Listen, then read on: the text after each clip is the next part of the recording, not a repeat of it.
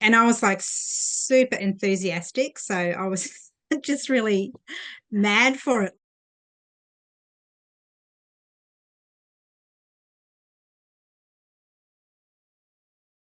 So I wanted to be a poet for a bit, and then I was writing short stories. And then, yeah, ultimately I decided I wanted to be a novelist. I just wanted to, I guess, study literature in a more formal way. I was able to get a scholarship because I just saw that pathway. It's really tricky to fund yourself as a writer.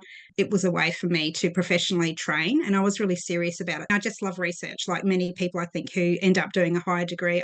I'm so happy to research all the time and write, and I write historical fiction now, so that hasn't changed at all. When I did my PhD, I really knew what I wanted to get from it, so I did an exegesis, 30,000 words or something, and my PhD as well, which was the novel. I was like super enthusiastic, so I was just really mad for it, like mad for. So I put so much work into the exegesis, but also the novel as well. I managed to go to Kansas University of all places, and where I wrote a book about a woman called Elizabeth Gould. That was my PhD project. She was a bird artist. I discovered her, and I just kind of fell in love with her story. And so I got to see all her original manuscripts, and that was because of some funding through the university, which was excellent. And so for me, actually being able to, engage with those that archival material was really powerful. And then I can just remember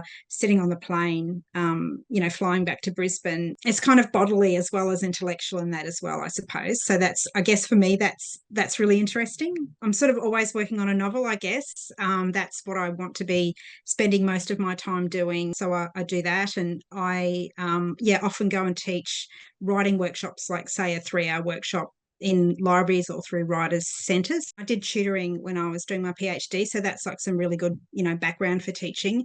And definitely my opportunities came out of having my first book published, and that book being successful. Part of the PhD, there was some opportunities to meet with editors, and I remember I met with an editor from University of Queensland Press.